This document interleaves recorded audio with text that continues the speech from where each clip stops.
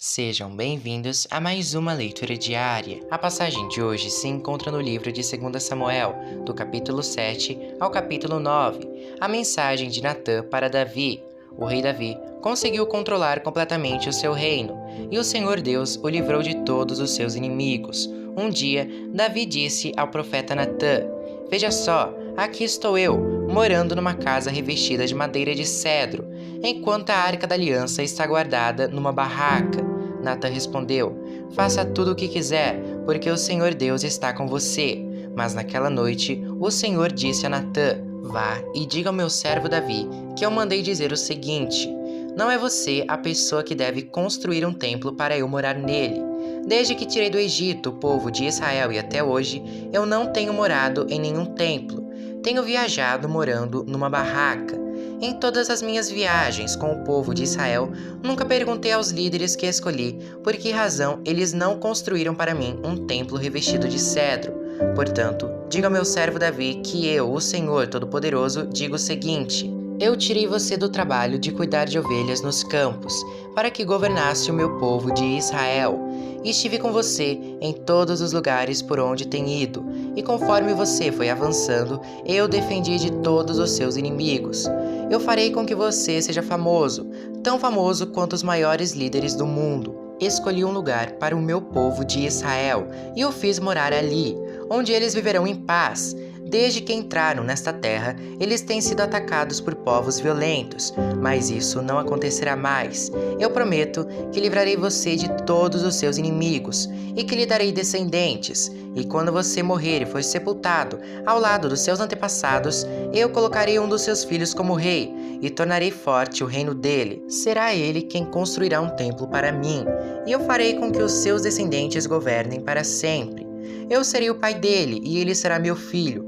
Quando ele errar, eu o castigarei como um pai castiga seu filho.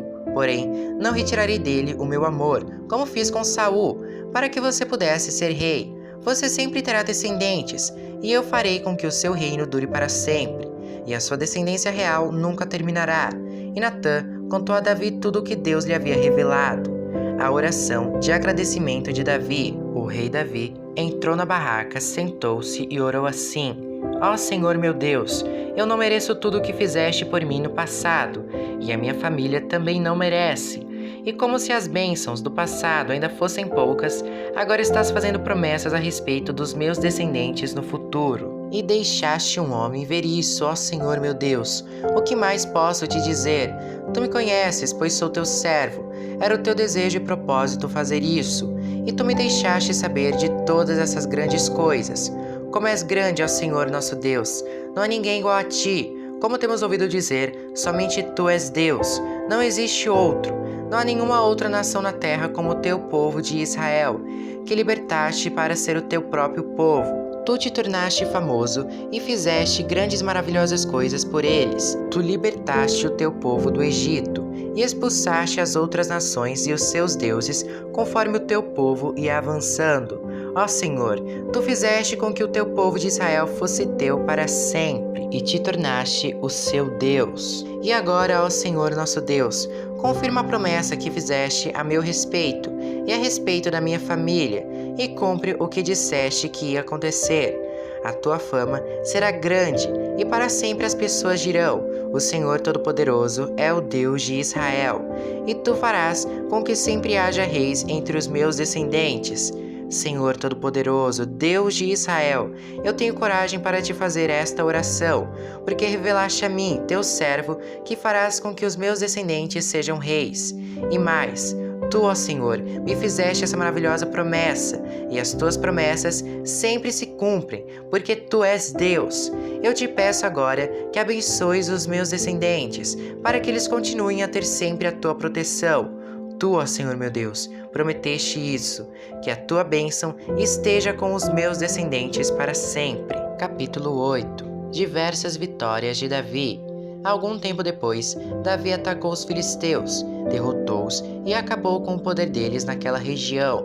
Ele também derrotou os moabitas, fez com que se deitassem no chão, mediu-os com uma corda e matou 2/3 deles. Assim, os moabitas se tornaram escravos de Davi e lhe pagavam impostos. Então, Davi atacou o rei de Zoba, Hadadezer, filho de Reob, quando este foi tomar de novo as terras que ficam perto do rio Eufrates.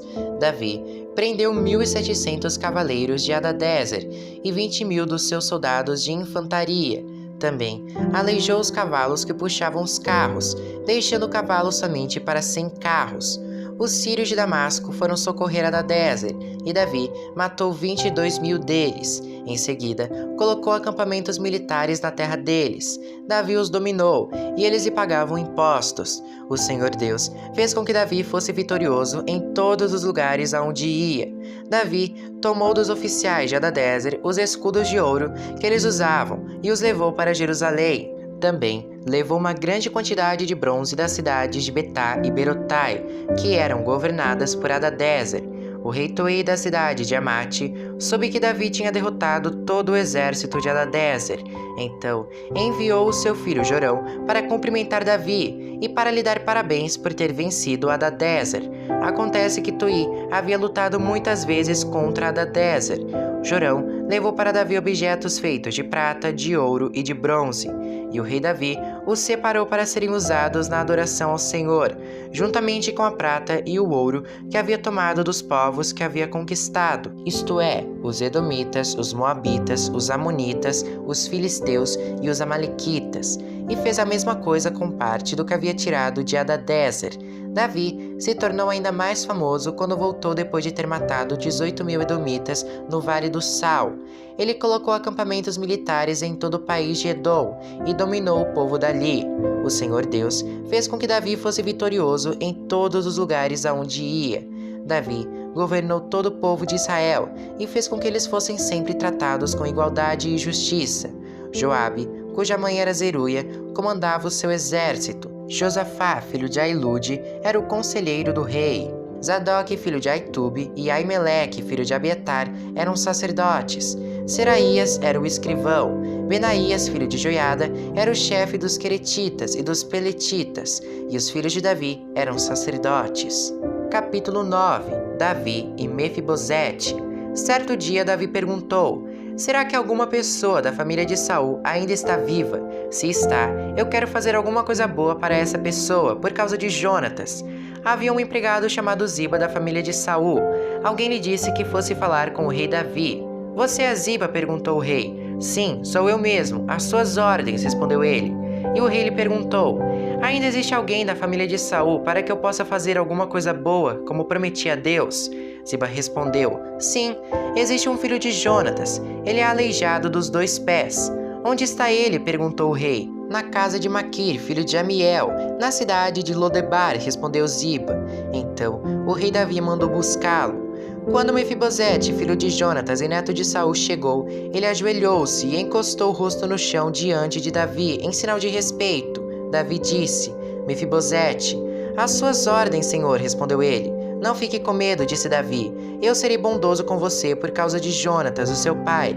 Eu lhe darei de volta todas as terras que pertenciam a seu avô Saul, e você será sempre bem-vindo à minha mesa. Mefibosete se curvou novamente e respondeu: eu não valho mais do que um cachorro morto, porque o Senhor é tão bondoso comigo. Então o rei chamou Ziba, o empregado de Saul, e disse: eu estou devolvendo a Mefibosete, o neto do seu patrão, tudo o que pertencia a Saul e a sua família. Você, os seus filhos e os seus empregados cultivarão a terra para a família do seu patrão Saul e farão a colheita para que eles tenham comida. Mas Mefibosete comerá sempre à minha mesa. Ziba tinha 15 filhos e 20 empregados. Ele respondeu: farei tudo o que o Senhor mandar. Daí em diante, Mefibosete passou a comer junto com o rei, como se fosse filho dele. Mefibosete tinha um filho pequeno chamado Mica. Todos os que eram da família de Ziba se tornaram empregados de Mefibosete. Assim, Mefibosete, que era aleijado dos 2 pés, ficou morando em Jerusalém e todos os dias comia junto com o rei.